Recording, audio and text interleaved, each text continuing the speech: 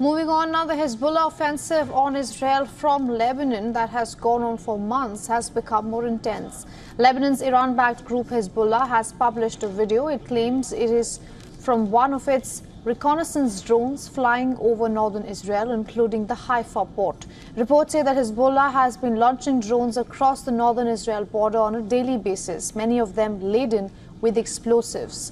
Now, this video seems to suggest a message put out to Israel that Hezbollah has eye on Israel and access to most of its security installations. The militant group indicated that the video was only the first episode of more yet to come, highlighting that the drones bypassed Israeli air defenses and returned to Lebanese airspace without being detected. There's still no comment from the IDF.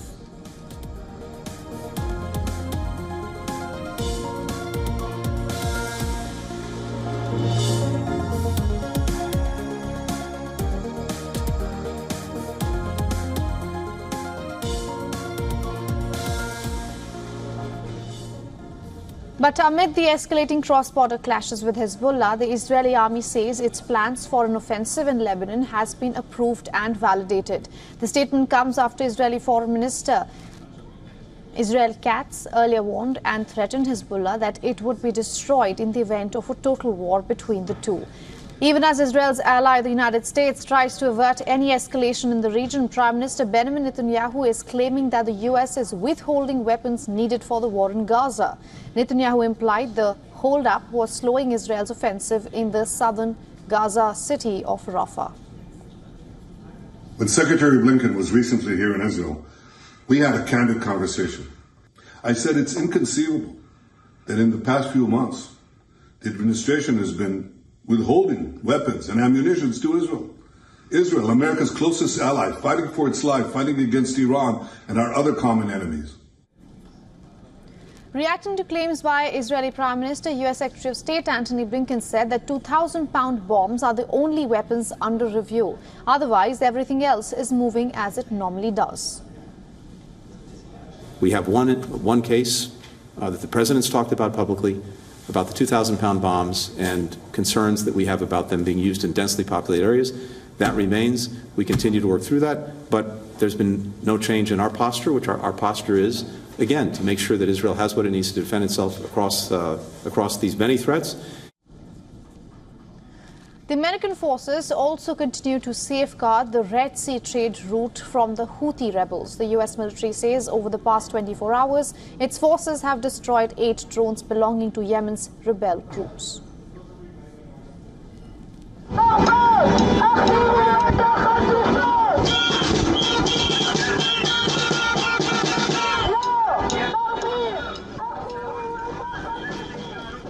On the other hand, Israeli Prime Minister Netanyahu is facing mounting criticism at home over his handling of the Gaza war and hostage crisis. Protesters rallying on the streets of Jerusalem are calling for a new government and the resignation of the Prime Minister.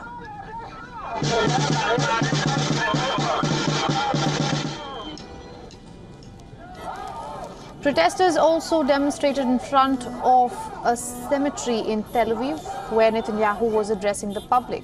Ahead of his speech, shouts of "You are in charge, you are responsible" could be heard from outside the boundaries of the cemetery.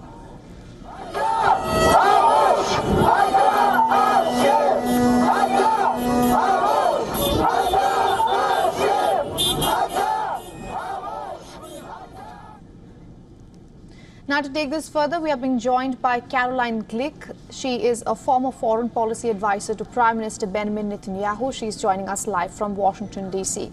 Ms. Glick, thank you so much for joining us here on WION. There's so much to talk about, but let's start with this. How real do you think is the possibility of an all-out war between Israel and Hezbollah? Well, I think that the prospect goes up from hour to hour. I don't actually see how it's avoidable because Hezbollah isn't interested in making an agreement with Israel that would allow Israeli civilians to return to their home. We have 85,000 internal refugees who had to leave their homes across the border from Lebanon because of the threat of imminent Hezbollah invasion and overrun, like we saw on October 7th in the border communities with Gaza.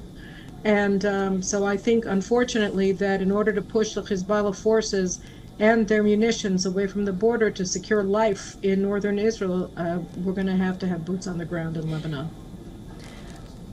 Ms. Glick, since you're joining us from Washington, D.C., give us the Western perspective here. How successful has U.S. senior envoy Amos Hochstein's trip to Jerusalem and Beirut been? And my second question, adding up to that, is U.S., at least the Israeli Prime Minister is claiming that U.S. is withholding some of the weapons when it comes to the operations in Gaza, Rafah specifically. So how on board is Washington going to be when it comes to Hezbollah?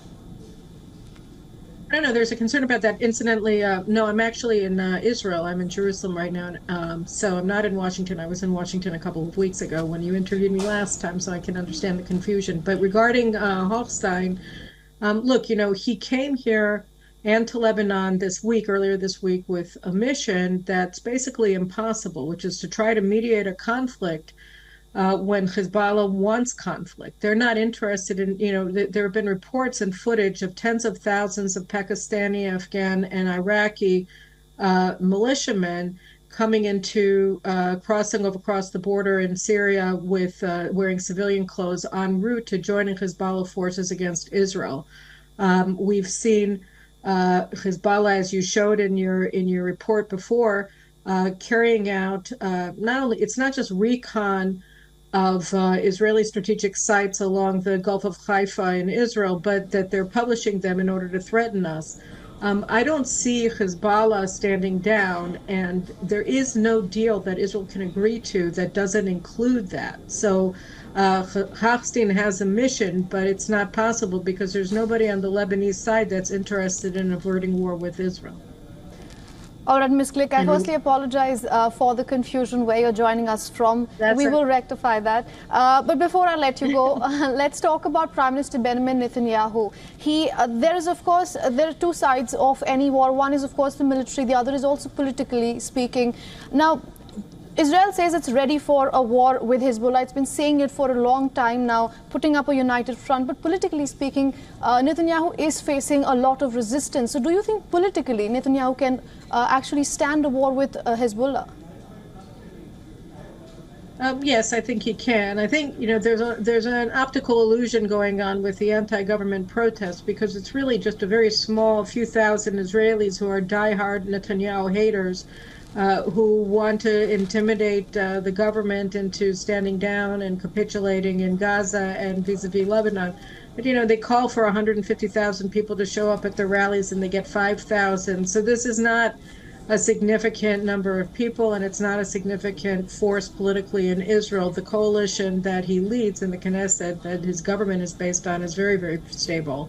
So there's a lot of effort to overthrow them, but it's not likely to happen. It's a very unlikely scenario. So I think it's fine, and the public themselves are more and more aware of the fact that we're going to have to fight a very, very difficult war in Lebanon. Nobody wants to fight it, but there's increasingly no choice, because Hezbollah effectively controls northern Israel. If you live in a border community, you can't put your head out of your window without getting it shot at by Hezbollah that has all of northern Israel under its guns. So the only way that we can restore our sovereignty, effective sovereignty to northern Israel, is to go into Lebanon and rout out Hezbollah's army there.